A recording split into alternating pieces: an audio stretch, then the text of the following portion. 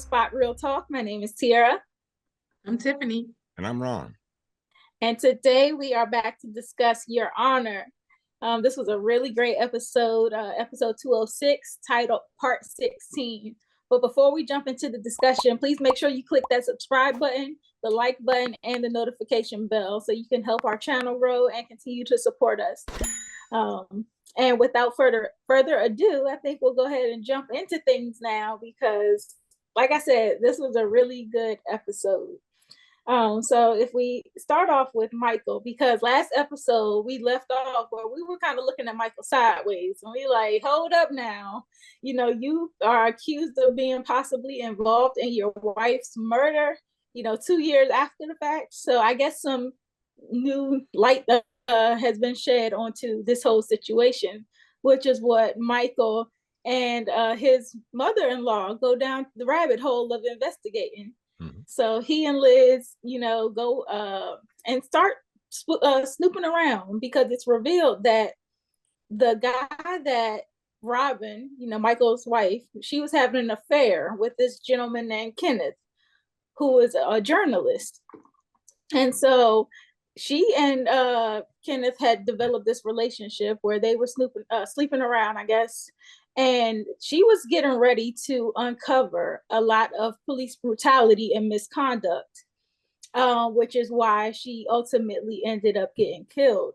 Mm-hmm. But Kenneth kind of tells, that the details that he knows, because as far as we can see it right now, they were both blamed at one point or the other, or kind of looked into as a suspect. But they find out that they are actually each other's alibi. Mm-hmm.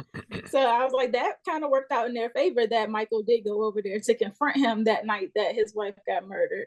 Mm-hmm. But Kenneth says that the killing was too clean. Like there were so many targeted executions going on in the area. And he said that there's also a witness that's seen what happened. And so they hear this name KJ. And so he is a person that they definitely want to speak to because obviously he witnessed the thing. And they go down the rabbit hole some more and they find the store where she was murdered. And the clerk is a little tight-lipped at first, but Liz really pleads with her to, tell me who this guy is, tell him to come here, to which the clerk ultimately kind of gives in. Mm-hmm. Now, what did you guys think about what KJ revealed? Because it was very juicy, a lot of juicy that it was details. that it was Beckwith that killed Robin, Michael's wife, and it was I was impressed with how the mother-in-law was able to appeal to the clerk because she was like, "Do you have children?" Mm-hmm. She appealed to her maternal instinct. Yep. It's like, I have to know what happened to my child. Mm-hmm. And so, so Beckwith, he's about to be found out too. And that's another way that that also looks back to Charlie. I was about to say, because we've seen Charlie with this guy earlier in the season. He's been busy. He's been pretty busy this season, Beckwith, that is. And he seems like he's got a lot of bodies on his hands too. And of course, what we saw later on in the show. Mm-hmm. So it's let's see what Michael does and what the other detective that he was speaking with, I forget her name. Nancy. Let's see what happens after he gets there and speaks with Nancy.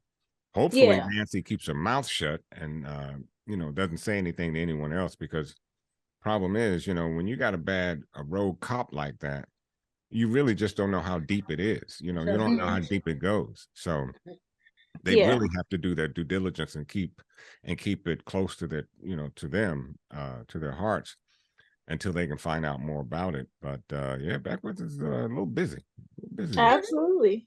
And of course, they can't let him catch wind of the fact that they know about it either, because we see he's willing to go pretty far to protect, his secrets. Yep. So it's definitely a touchy situation there.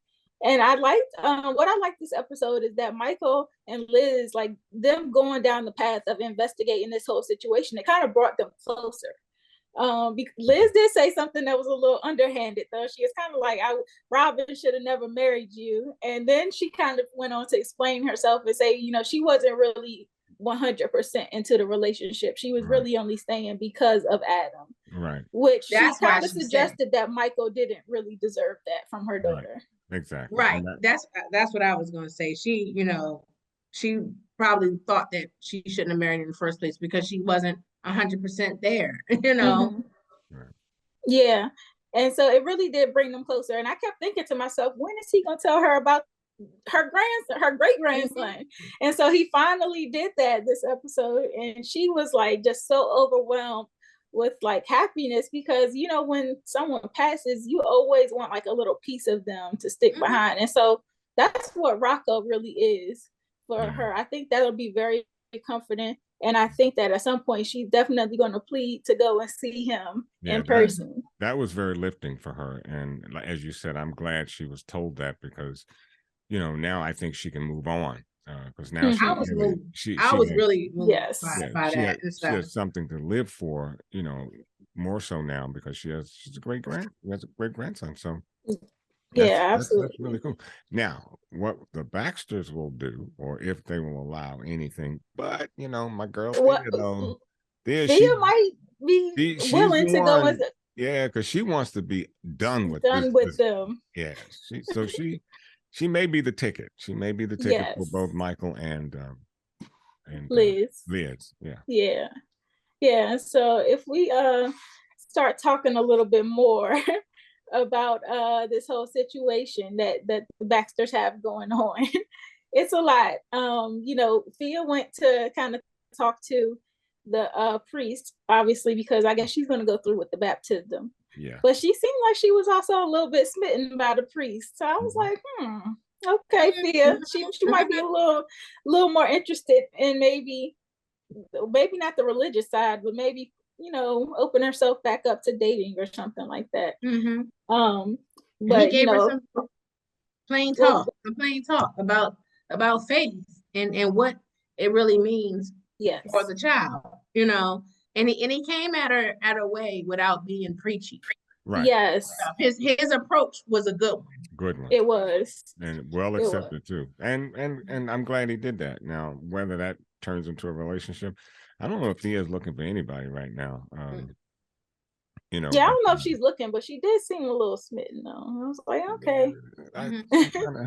Well, But if we talk about though this thing with the rest of the Baxter family, Carmine, he is something else. So he proposes, that they bring in some outside investors, because the stipulations that the mayor put on them will be very costly in his opinion. So he sets up this meeting with the Calabres, and they come in and they want access to the ports for the life of the loan in exchange for, funding Jimmy's whole plan. And Jimmy seems to not want into the drug business. So I think that we might have previously thought that they might have somehow been involved in drug business, but I mean, he says that he doesn't want any part. So maybe they're not involved with drugs after all. Yeah, I was surprised at that too. And like you said, they want the Calabres want the have access to the ports for the life of the loan, and then some, because they said, and we'll negotiate once the life of the loan has been completed. So it'll be more than the life of the loan. They wanted, the thing about it though, Jimmy and Carmine, they have this exchange, and I think we talked about this when we spoke about Godfather of Harlem.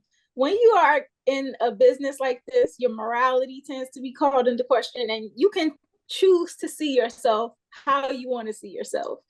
And Carmine is basically telling Jimmy, you don't want to lose control. And just because you are a businessman that has these businesses or whatever, it doesn't mean that your hands are any cleaner than mine. He's basically saying, you're no better than me, yet you try to act so holier than thou. And he said, at the end of the day, we're both thugs. Jimmy should have knocked them out. That's what he should have done while they were in the hospital. He threw him up against the wall. This old man's going to throw him up against the wall and tell him to be a man. He should have just laid one on him and let him lie down for a minute. Instead, he goes and took it out on Frank. He jacked Frank took it up. out on Frank. And I'm thinking, Jimmy, what are you doing? It's because it's pent up. It's pent up. He was emasculated because when he got emasculated by Carmine, Frank saw it. Yes. So he couldn't do it to his father-in-law.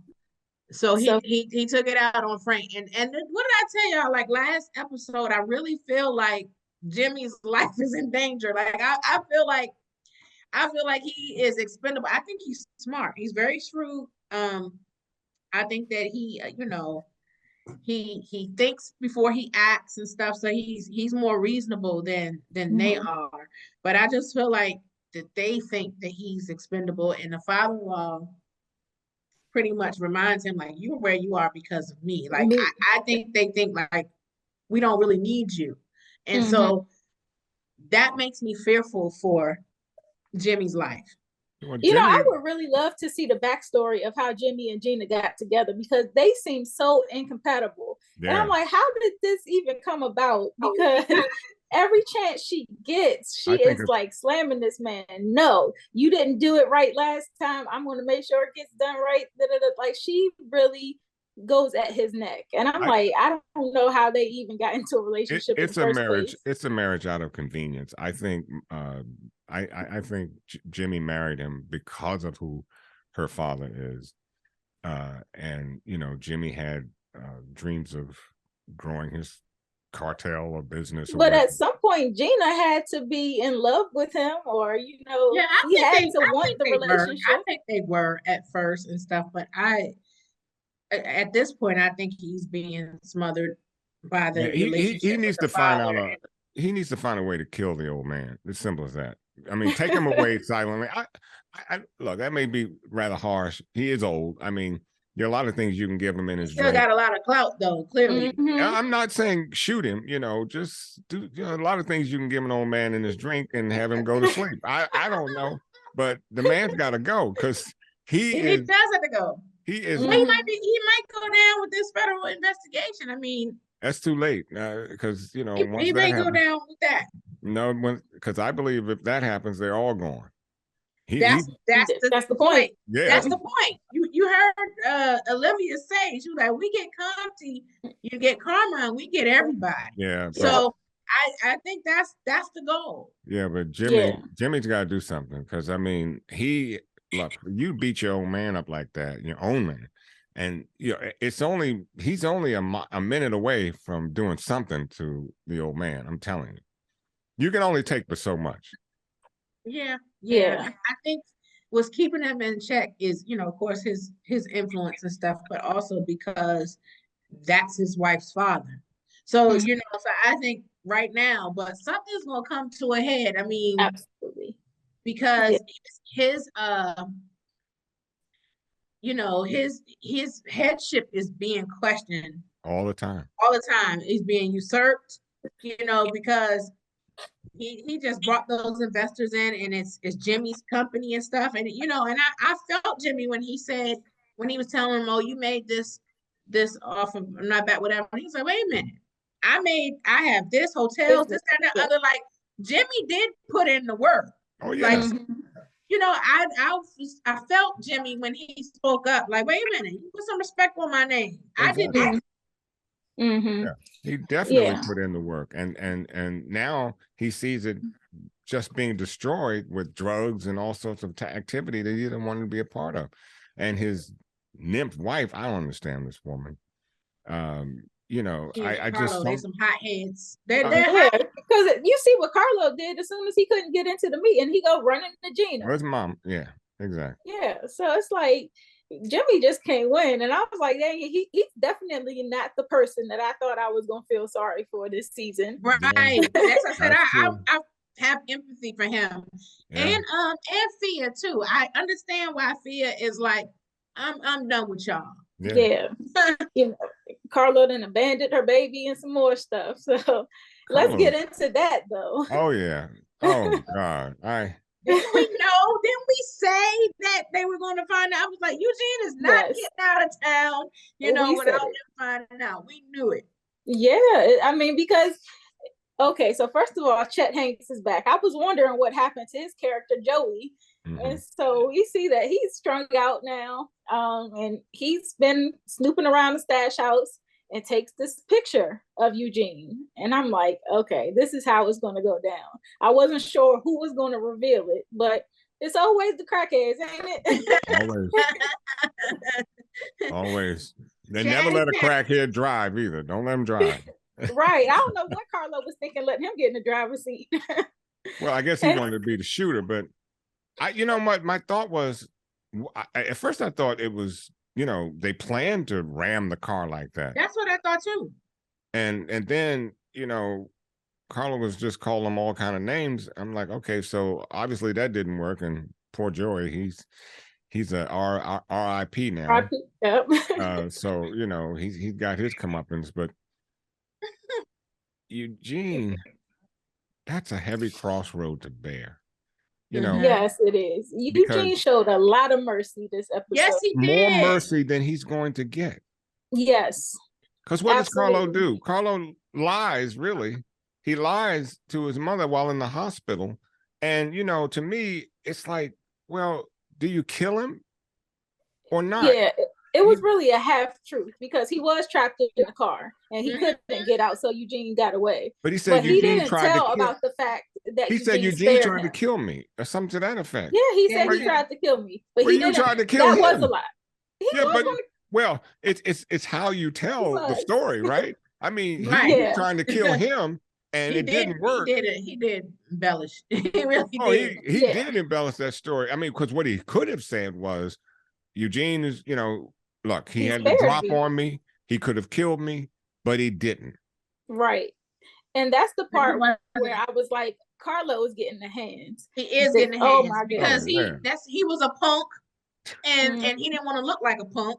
Right. So that's why he embellished that this little boy got the drop on him. Right. Yep. So for all of our new viewers, we have our Who Can Get the Hands list. And Carlo is on the Who Can Get the Hands list. And I was just like, that is such a cowardly move. And that says a lot about your character for somebody to literally spare your life after you have taken so much. Your family took so much from him. And he said and now you turn around and lie on him and you make it seem like he just got away because he wanted to and not because he spared you. And you were pissing in your pants, hoping that man wouldn't pull the trigger. And what does he do? He spares your life and you can't give him credit for that. Yeah, I was so done with Carlo after that. Yeah, I was like, he deserved whatever come his way now. And he left the baby. And Sophia went off on him, rightfully so. Rightfully so. You left my baby to go do what? And now you caught up in more foolishness. And that's what she was like, that's why I'm so done with y'all. Yep. And so the detective comes to the scene and he finds Eugene's notebook in the car. To which he is now aware that, okay, Eugene was in this car when it happened. So he's in town somewhere. And he tracks Eugene down as he is headed to he's already at the bus station, about to board. And Eugene gets shot. And it seems like it's like in the upper chest area between his shoulder and maybe like his upper chest. And so I'm like, okay, can somebody survive getting shot? He was shot in the shoulder. Yeah, it was he's more not dead. Upper shoulder. Yeah, and I don't think he's dead either. Right up at the top of the lung. That. So he probably has a lung collapse on that side because it's right there in the upper part of the shoulder, right between the shoulder and that lung area. So yeah, he can survive that because he's out there. Somebody's called an ambulance. He's at the hospital. The thing is though, the interesting part will be is how long will he last? I mean, everybody's going to know where he is. Listen. They showed the previews for next week. When you watch on demand, they show the coming week and stuff. He's still alive. He's still alive. Everybody's looking for him because they showed a clip of Beckwith calling Charlie and like, Eugene is still alive. Charlie's like, what you calling me for? What you calling me for with that? And everybody is looking for him. So they show him, struggling and stuff, like hiding out. And at some point they show him at the hospital. So everybody's looking for him. So like you said, we don't know how long he's going to be alive or whatever, but for the time being, he is, and everybody's looking for him. Well, I've said this before and I'll say it again. Eugene deserves to make it out of this series. Yes, he does. Yes, he does. He has had so much taken away from him, and I think that he deserves to live to have that happily ever after somewhere. Look, somebody got to do it. Look, Ruth, I wanted to sing for Ruth and Ozark, and she didn't make it after all that she's been through. So right. Eugene. And that's why I was happy that, and one way I was happy he didn't shoot Carlo, because you live by the sword, you die by it, you know. Yes.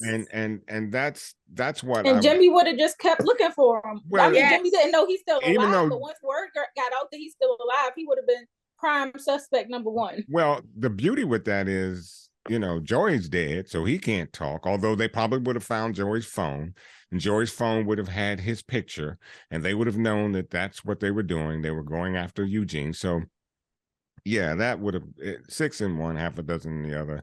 You know, but my thought was, if you kill him, you know, chances are you're gonna die by that same sword. So. Lord, yes, that's what I said. You just put the weight of the cartel, the mob down on you. So I was kind of glad he didn't either. But didn't we know that those pictures, those drawings was going to be an issue, was going to come back to bite him? Because I was like, he basically, like, he had his name on it. It's like he depicted everything in the drawing. I was like, oh my gosh, you can tell he's a child, because those were rookie mistakes. Yes. Yeah, big time. And I think if once I crawled out, I first secure the gun. I would have gone back, got my bag, because I think he had the money in the bag. I don't think it was in the pocket. I think he had put the money in the bag. His pocket so that he would have. He had to buy that bus ticket. I don't know. She gave him a wad. That's why I thought it was in the bag. But no, I think he left his books and stuff behind in that backpack. I'm really hoping. I'm really hoping he put that in his pocket. He definitely had the money on him. Yeah, but you know it. Yeah, but I don't know. Like you say, he's a kid, so we can only expect so much. But yeah, I'm keeping hope alive that Eugene makes it out the end of this season and the whole series. Period. Maybe the car should have exploded while Carlo was in there struggling to get out. You know, maybe that would have. Yeah, and I was just like, oh my gosh, I thought about that too. That because they already lost a child, Rocco, I really thought that his mom, they would really go ape. You know, oh yeah, it would have been a Carlo war to another child. Like she's already coming undone. She would really be undone. So I was kind of glad that he didn't. Right. That's true. Yeah, it wouldn't have worked out, and it would have been an all-out war for Big Mo, and she wouldn't have expected it. Oh, it's probably still gonna be all out war, because now they know that she lied about killing him. Then now they know Eugene is alive. They gonna come for Big Mo. Well, they also should come for Buck. What about, did Beckwith know? Because remember, Beckwith and Charlie they were out to initially take care of that situation, and apparently they failed. So yeah, but right. So that's why I think Beckwith was so was such an urgency for him to get to because he went to the morgue and he used somebody and then the real Eugene turns up. Right. So it's trouble. It's trouble for him. It's trouble. It's trouble for Big Mo. Yeah. It's trouble. Yeah. Trouble. Yeah. So Beckwith got a lot of bodies on his hand, like you said earlier, Ron. Yep. Yeah, and this guy needs to be gotten off the street. I hope they find him out ASAP and get this dude. Because he's off the chain as a dirty cop. Yeah, he's got. I hope that it's gonna be interesting to see if Michael makes it out alive too this season. Like how it ends. Like is he gonna have a happy ever after, or is he gonna die? I don't know if I would want to see Your Honor without Michael. Yeah. This is supposed to be it. There's not supposed to be another season after this. Oh, really? So then so it's interesting. It's gonna be interesting to see how it ends for Michael. Because you know, in the next episode in the trailer, I mean, next episode is episode 7, so I don't think Michael's dying in episode 7 or anything like that. But he does get a gun to his head in the season this week. You know. Yeah. So we'll see. Yeah, we will. And there was another death this episode. The guy that works under Big Mo, Chris, his little brother actually, took one of the balloons and is dead now. Yeah. And so they were kind of having a conversation earlier on about how the heroin that Roderick had given them was cut with fentanyl. And it was, Mo warned of the strength of the product. And she said that it would, unless it had been cut properly, it was going to be a lot of bodies on them.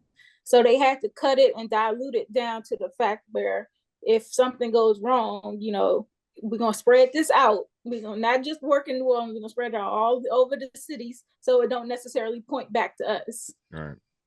But it was very unfortunate to see that young boy, passed away from this. And so the mayor had already told Mo, like, we can't have no more bodies dropping in New Orleans. It's been too many. Mm-hmm. And so now with this young boy dying, I'm sure that there's going to be some uproar from the community about that. If they find out, I don't know how they might try to hide this or not, but it's unfortunate that had to happen to that little kid. Yeah. Mm-hmm. So Mo got some things to worry about. And on top of that, his girlfriend is like pushing at her morality, telling her she has a good heart, but if you keep turning it off, you might forget how to turn it back on, So it's like the girlfriend really is trying to push her to change her lifestyle to be, more of who she truly is, the good-hearted person. Talk about a backstory. That's the one I'd like to see, how the two of them got connected. Mm.